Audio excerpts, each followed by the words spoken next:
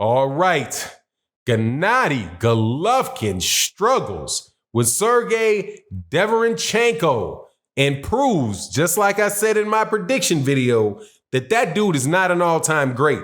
And I'll tell you exactly why Gennady Golovkin cannot be considered at this point an all-time great fighter in this video.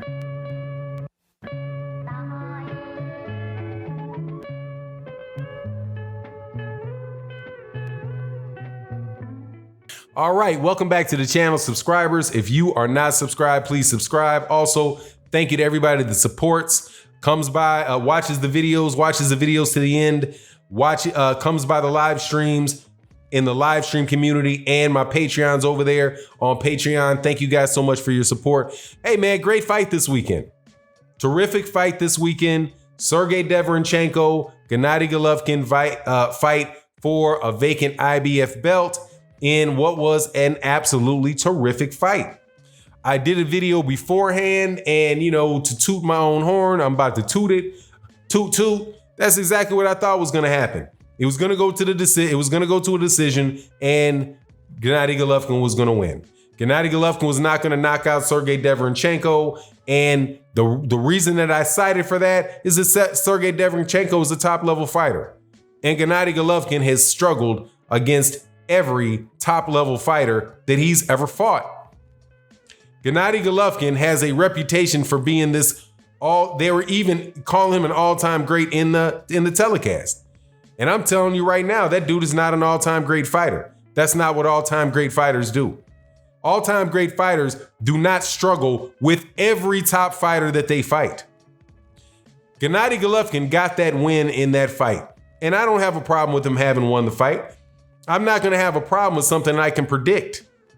Sometimes people watch fights and make predictions of fights and just, act like the fight is happening in a vacuum.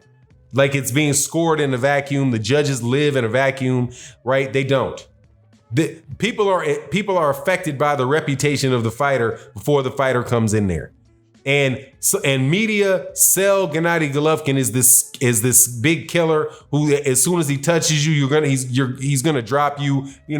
Big drama show, Mexican style, all that stuff. And I've been convinced that these people in the media and sometimes the judges just see as soon as Gennady Golovkin snaps your head back that you're about to go sleep and give the dude the round. I'm not quite sure what the rationale for these judges are for how they score some of these fights. I watched Gennady Golovkin fight Canelo Alvarez in the first fight, and I'm still to this day. Shout out to Deontay Wilder trying to figure out how people think he got a draw in that fight. A lot of those punches he was throwing punches, and those punches a lot of them were missing, and he was getting countered. But regardless, what I'm talking about here is first, Deverenchenko. I scored the fight for Deverenchenko. And I scored the fight wide for Sergey Deverenchenko.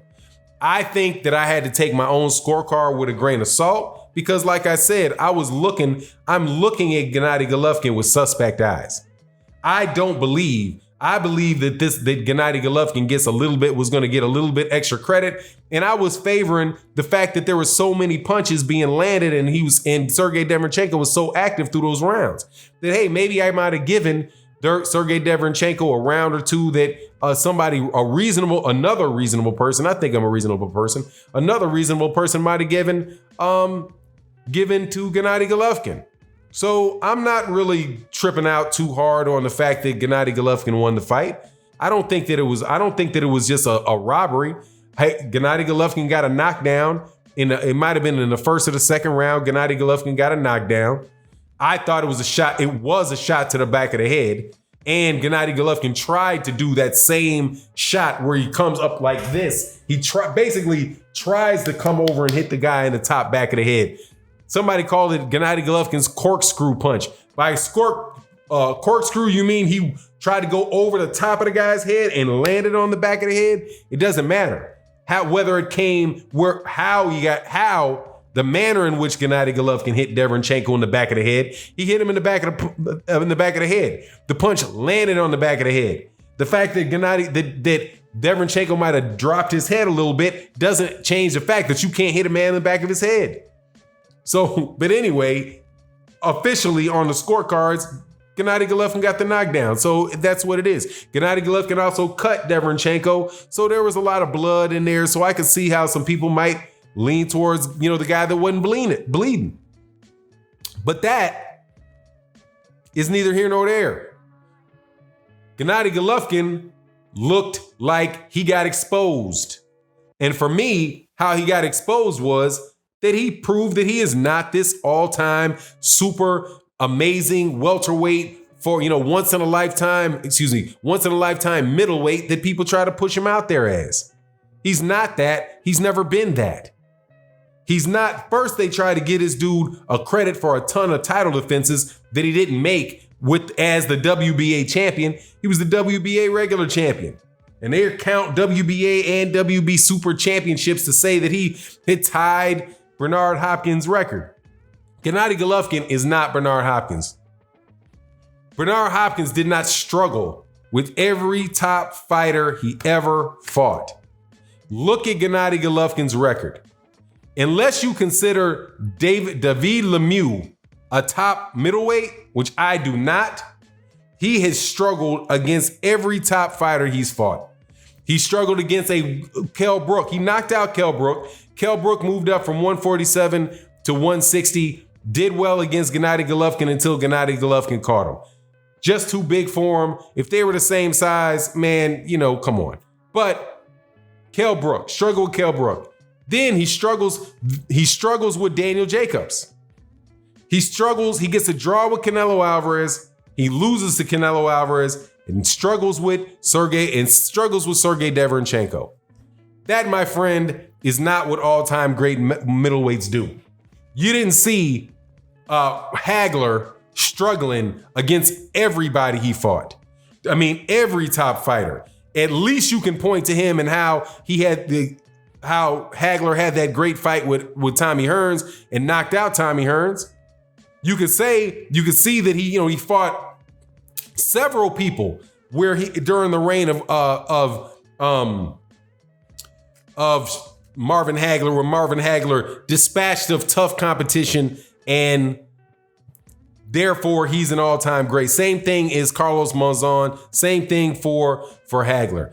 I just don't see that out of Gennady Golovkin. What I think Gennady Golovkin was an attempt by HBO to sell a particular fighter to a particular market, and they tried to give him absolutely positively as much credit as they possibly could. He got a lot of marketing behind him, and people just kind of got convinced that this guy was the end all and be all. He lost to a guy that moved up from 154. In my opinion, he lost to him twice.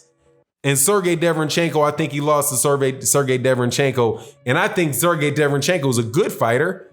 But Daniel Jacobs beat Sergey Derevyanchenko fairly easily. Well, not easily, but he won it going away. It was an easier fight for Daniel Jacobs than it was for Gennady Golovkin. That brings me around to Jamal Charlo and one last issue. Bob Arum said something to the effect of that some of these champions who have these really big names should not be forced to fight their mandatories. Sergey Derevyanchenko and Gennady Golovkin, if you would have asked people a year ago about who's going to win between Gennady Golovkin and Sergey Derevyanchenko, they would say Gennady Golovkin. Gennady Golovkin, easy fight, but it wasn't. I would say the same thing about Matt Korobov. Matt Korobov, people got on Jamal Charlo for having a tough fight with Matt Korobov, but it wasn't as tough as the fight that Gennady Golovkin had against Sergey Derevyanchenko. And I'm not convinced that Matt Korobov wouldn't give Gennady Golovkin just as difficult a fight as Derevyanchenko did. Same thing with Canelo Alvarez and Jamal Charlo. People keep talking about how these mandatory guys, like, what do they do to deserve a shot? Man, they got themselves into a mandatory position. That's what they did to get the shot. And if you're just going to brush eyes a mandatory, who cares? No, these dudes fought to get in that situation. And what the mandatory does with a champion is it's supposed to make sure that you just can't cherry pick yourself and fight your way styles make fight your way all the way to the Hall of Fame, which is pretty much what Gennady Golovkin did for the early part of his career. And certainly there were times when people wouldn't fight him, like Felix Sturm. Felix Sturm, the guy that beat Oscar De La Hoya, didn't want to fight him. But that doesn't make him an all-time great. Anyway, congratulations on Gennady Golovkin for winning that fight. I'm sorry to all the Gennady Golovkin fans that, your man he's just not like that, okay? And he ain't got much of a run left because at 37, and he's not like he's 40, he's 37, but 37, nah. Eventually, I don't think Gennady Golovkin's gonna beat Demetrius Andrade, and I don't think he beats Jermall Charlo based off that performance that I just saw with Sergey Deverenchenko. Let me know what you think in the comment section, and with that, we're out. Peace.